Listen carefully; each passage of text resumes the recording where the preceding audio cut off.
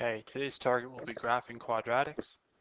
By the end of today's lesson, you'll be able to recognize the graph of a quadratic equation, identify the vertex and solutions based off the graph of a quadratic, find the y-intercept of a quadratic equation, and then identify the domain and range of a quadratic graph.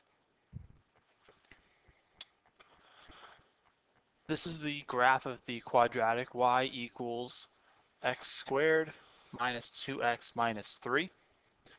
We will discuss in class how we graph these because we're going to use the graphing calculator.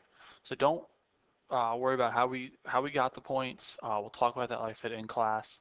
But understand that this is the equation. We've got the table of values here, and then we've got the graph. So graph of a quadratic looks like this. Looks like a U, and it has a name. It's called a parabola.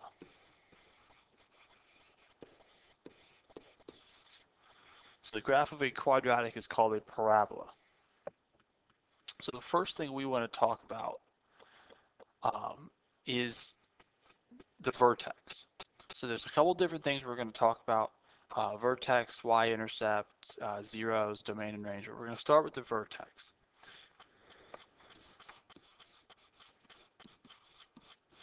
The vertex is where the graph changes direction.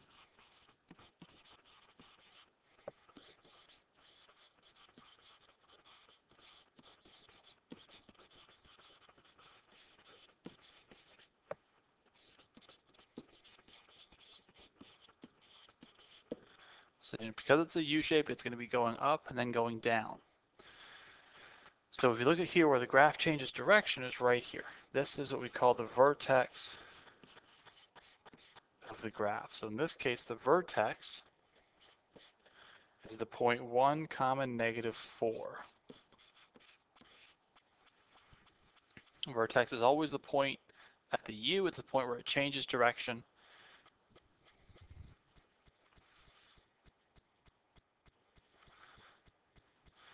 Next up, we're going to talk about the zeros, or solutions to the quadratic. The zeros or the solutions are found where the graph crosses the x-axis.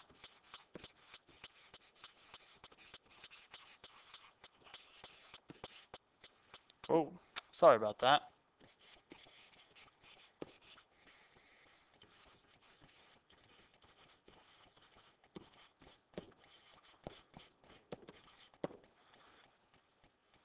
Okay.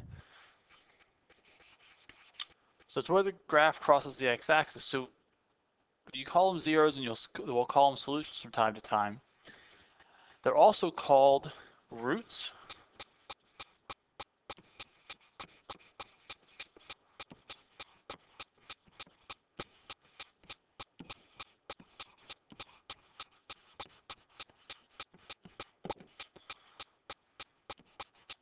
And of course, they're called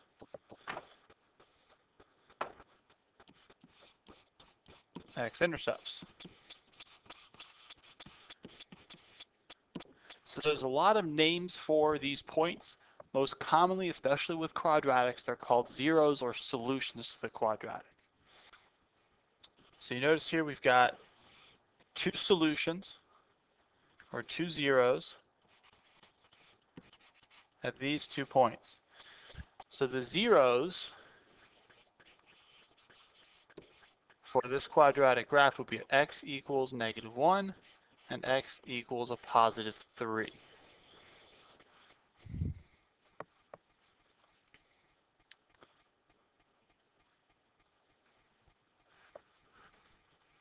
All right. Next up, we want to talk about the y-intercept.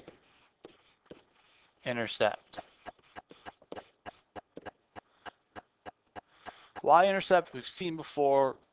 We've seen with linear equations. We've seen with linear inequalities. It's how we graph our lines. Okay. So you should know what the y-intercept is. You should know where to find it. For this graph, it's very easy. It's right here.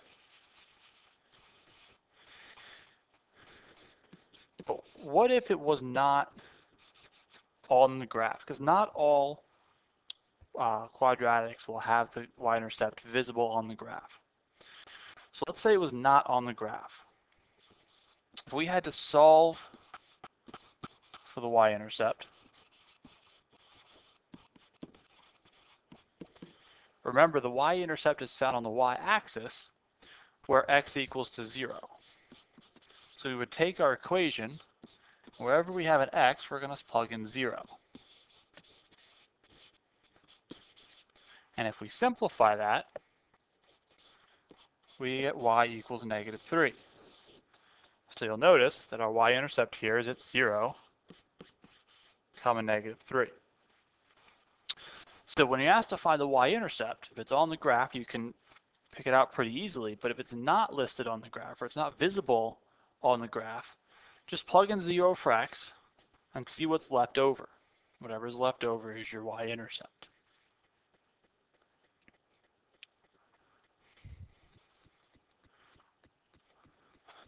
All right, lastly, we want to talk about domain and range.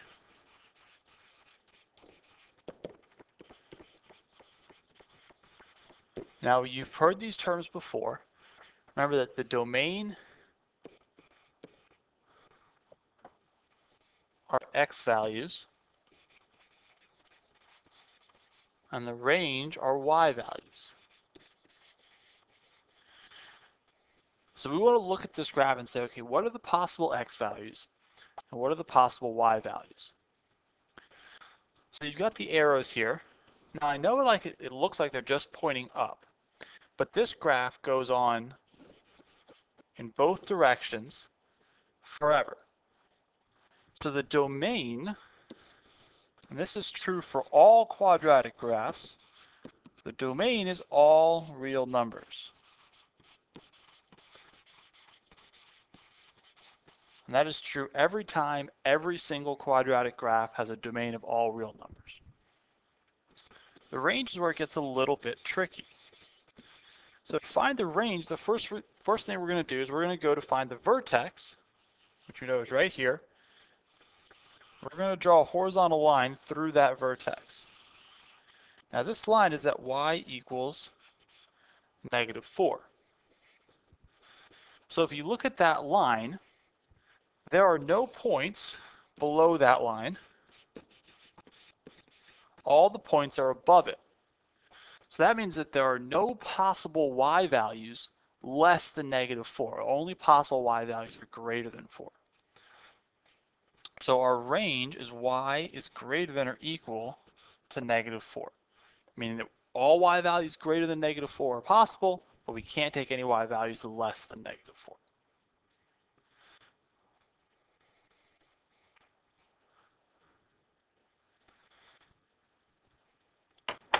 And that's it. So in class, we'll talk about how do we graph these, how do we get the points, how do we get the table of values, how do we plot it.